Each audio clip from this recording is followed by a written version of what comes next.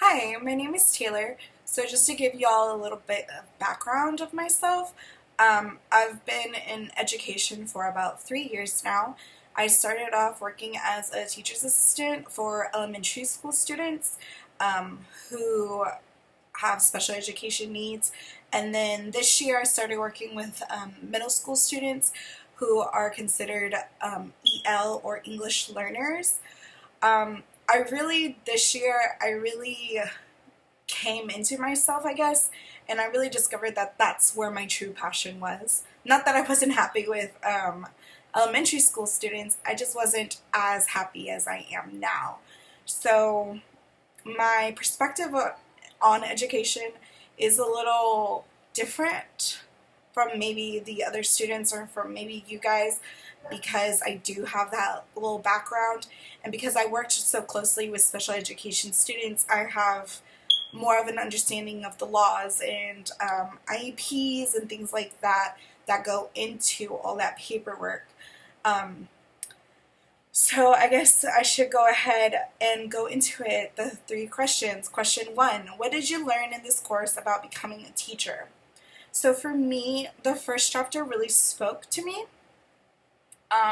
And it really made me understand what kind of teacher I wanted to be and wanted to become.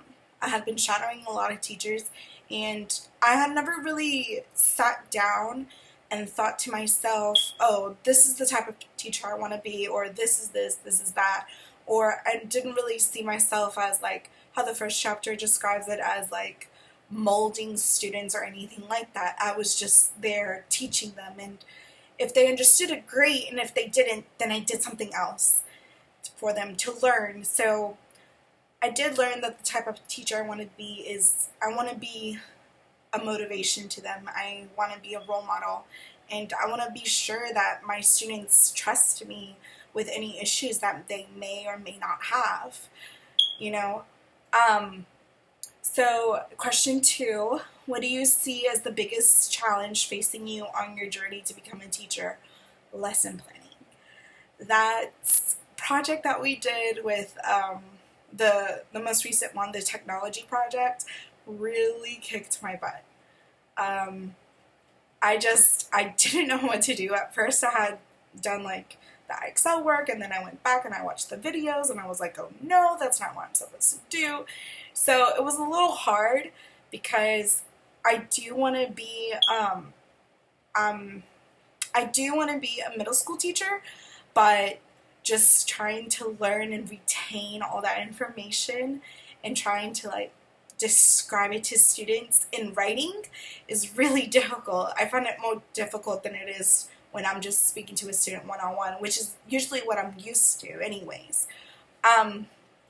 And then the last question, how do you envision using technology in your classroom? So the district I currently work in is low economic, so we don't really have a lot of options for technology, but in a perfect world where I could use technology freely and it's available to everybody, I would probably use it mainly for support and not really rely too heavily on it, just because not every student can work a computer.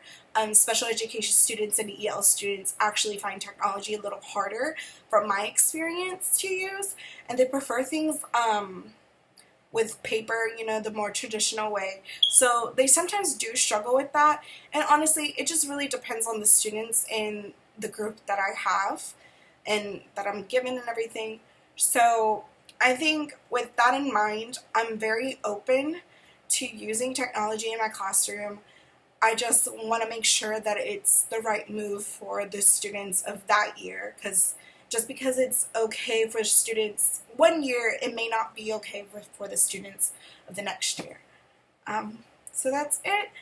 I really hope that you guys are staying safe. Yeah, congratulations, we ended it. Yay. Bye.